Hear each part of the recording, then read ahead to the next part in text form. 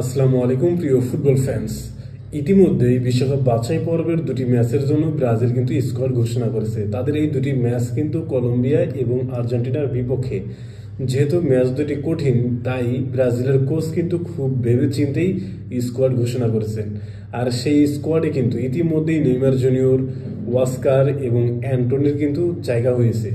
তিনজন ফুটবলার কিন্তু অনেকদিন পর ব্রাজিলের স্কোয়াডে জায়গা পেল। তাই এদের কিন্তু পুনরায় তাদের যে যোগ্যতা আছে সেটা দেখিয়ে দেওয়ার জন্য। নেইমার জুনিয়র তো ইতিমধ্যেই নিজেকে প্রমাণ করেছেন, তবে অস্কার এবং অ্যান্টনির কিন্তু সুবর্ণ সুযোগ রয়েছে এই উইন্ডোতে ভালো কিছু করার। আমরা যদি বিশ্বকাপ বাছাই পর্বের যে পয়েন্ট টেবিল আছে লাতিন আমেরিকার, সেখানে যদি তাকাই তাহলে দেখা যায় এখনো পর্যন্ত প্রত্যেকটা টিমই কিন্তু 12টি করে ম্যাচ খেলেছে। সেখানে আর্জেন্টিনা 12 ম্যাচ খেলে 25 পয়েন্ট নিয়ে আর্জেন্টিনা কিন্তু পয়েন্ট টেবিলের শীর্ষে রয়েছে। অপরদিকে উরুগুয়ে 12 ম্যাচ খেলে 20 পয়েন্ট নিয়ে তারা কিন্তু দ্বিতীয় স্থানে রয়েছে। পয়েন্ট টেবিলের তৃতীয় এবং চতুর্থ স্থানে রয়েছে ইকুয়েডর এবং কলম্বিয়া। তারা যথাক্রমে 19 পয়েন্ট করে কিন্তু অর্জন করেছে। আর পয়েন্ট টেবিলের পঞ্চম স্থানে রয়েছে ব্রাজিল। তারা 12টি ম্যাচ খেলে 18 পয়েন্ট নিয়ে তারা কিন্তু পয়েন্ট টেবিলের পঞ্চম স্থানে রয়েছে। তাই সামনের দুটা ম্যাচ কিন্তু ব্রাজিলের জন্য খুবই গুরুত্বপূর্ণ ম্যাচ হতে যাচ্ছে। কারণ 21শে মার্চ কলম্বিয়ার বিপক্ষে যে ম্যাচটি অনুষ্ঠিত হবে, কলম্বিয়াও কিন্তু বর্তমান সময়ে দারুণ ফুটবল খেলে যাচ্ছে। তারপর আর্জেন্টিনা তো সেরা ছন্দে রয়েছেই। অর্থাৎ মার্চের 21 তারিখে কলম্বিয়ার বিপক্ষে ব্রাজিলের খেলা, আর 26 তারিখে হচ্ছে আর্জেন্টিনার বিপক্ষে খেলা। তাই এই দুটি ম্যাচ যে ব্রাজিলের জন্য খুবই গুরুত্বপূর্ণ এবং কঠিন হতে চলেছে সেটা কিন্তু বলাই যায়। আমরা যদি ব্রাজিলের স্কোয়াড নিয়ে কথাবার্তা বলি তাহলে দেখা যায় এখানে অনেক তরুণ তুর্কির সাথে অনেক অভিজ্ঞ ফুটবলার এবং মধ্যবয়সী ফুটবলারও কিন্তু রয়েছে। তাই তরুণ, মধ্যবয়সী এবং অভিজ্ঞদের সমন্বয়ে সুন্দর একটা ব্যালেন্স টিম কিন্তু ব্রাজিলের যে কোচ তিনি কিন্তু ঘোষণা করে দিয়েছেন। এদিকে আমরা যদি ফর্মের দিকে তাকাই তাহলে দেখা যায় সাম্প্রতিক সময়ে নেইমার জুনিয়র কিন্তু সান্তোসের দারুণ ছন্দে রয়েছেন। তারপর হচ্ছে রিয়াল বেতিসের হয়ে অ্যান্টনি সেরা ছন্দে রয়েছেন, একের পর এক গোল অ্যাসিস্ট কিন্তু তিনি করেই যাচ্ছেন।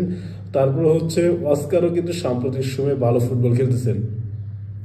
আর এদিকে রিয়াল মাদ্রিদের হয়ে রদ্রিগো এবং ভিনিসিয়াস জুনিয়র, এদের কথা কিন্তু অবশ্যই বলতে হবে। ভিনিসিয়াস জুনিয়র তো গত সিজনে ফিফা দ্য বেস্ট অ্যাওয়ার্ডে তিনি জিতে নিলেন। সম্ভবত তিনি ব্যালন ডি'অরও জিততে পারতেন, হয়তো অজানা কারণে তিনি ব্যালন ডি'অরটা জিততে পারেননি। এদিকে রদ্রিগো কিন্তু রিয়াল মাদ্রিদের হয়ে অনেক ম্যাচে গোল এবং অ্যাসিস্ট করেছেন। ওভারঅল আপনি যদি চিন্তা করেন ব্রাজিলের এই স্কোয়াড নিয়ে, তাহলে অবশ্যই আমি 10-এর মধ্যে ব্রাজিলের এই টিমকে আমি 8 দিব। জাস্ট তাদের যে ব্রাজিলের জার্সিতে যে পারফরমেন্স করা সেটা ধরে রাখতে হবে। আমরা কিন্তু সবাই জানি যে ব্রাজিলের জার্সিতে বা ব্রাজিলের জার্সি পরলে ভিনিসিয়াস জুনিয়র কিন্তু খেলাটাই মনে হয় ভুলে যায়। এখনো পর্যন্ত তিনি সম্ভবত 38-39টার মতো ম্যাচ খেলেছেন, তিনি মাত্র 3 থেকে 4টা গোল করেছেন। একদম সাম্প্রতিক সময়ের সেরা ফুটবলারের পারফরমেন্স যদি ব্রাজিলের জার্সিতে এরকমটা হয় তাহলে সেটা কিন্তু অবশ্যই কষ্টদায়ক।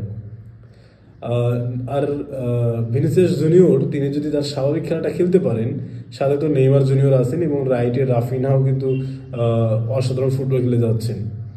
তাই অ্যাটাকের দিকে যদি আপনি তাকান, লেফটে যদি ভিনিসিয়াস জুনিয়র থাকে, অ্যাটাকিং মিডফিল্ড জোনে যদি নেইমার জুনিয়র থাকে এবং রাইটে যদি আপনার রাফিনা থাকে এবং ফরওয়ার্ড লাইনে আমরা কিন্তু লাস্ট কয়েকটা ম্যাচে দেখেছি রদ্রিগোকে দিয়ে স্টার্ট করানো হয় বা ইগোর ভিনিসিয়াসকে দিয়েও কিন্তু স্টার্ট করানো হয়েছে। অর্থাৎ ফরওয়ার্ড লাইনে বিশ্বের অন্যতম সেরা কিন্তু এই ব্রাজিল টিমে রয়েছে। তবে আমার কাছে মনে হচ্ছে মিডের দিকে একটু নজর দেওয়া উচিত, যেমন লুকাস পাকেতা, তারপর হচ্ছে জোয়েলিংটন, ব্রুনো গুইমারেস, এদেরকে আরও অ্যাক্টিভ হতে হবে এবং আরও স্পেস ক্রিয়েট করে ফাইনাল থার্ডে বলের যোগানটা বেশি বেশি দিতে হবে, যেটা আমার কাছে মনে হচ্ছে। আর ডিফেন্সে আমার কাছে মনে হয় কিছুটা হলেও দুর্বলতা রয়েছে। ব্রাজিল যদি এই দুর্বলতা কাটিয়ে উঠতে পারে তাহলে কিন্তু কলম্বিয়া এবং আর্জেন্টিনার বিপক্ষে ভালো একটা রেজাল্ট কিন্তু করতে পারবে। ব্রাজিল যে স্কোয়াড ঘোষণা করেছে এই স্কোয়াড নিয়ে আপনার মন্তব্য কি? ব্রাজিল কি কলম্বিয়া এবং আর্জেন্টিনার বিপক্ষে জিততে পারবে? সেটা নিয়ে অবশ্যই কমেন্ট বক্সে জানাতে পারেন এবং 2026 বিশ্বকাপে কোয়ালিফাই করতে পারবে কিনা ব্রাজিল সেটাও কিন্তু জানাতে পারেন। ধন্যবাদ।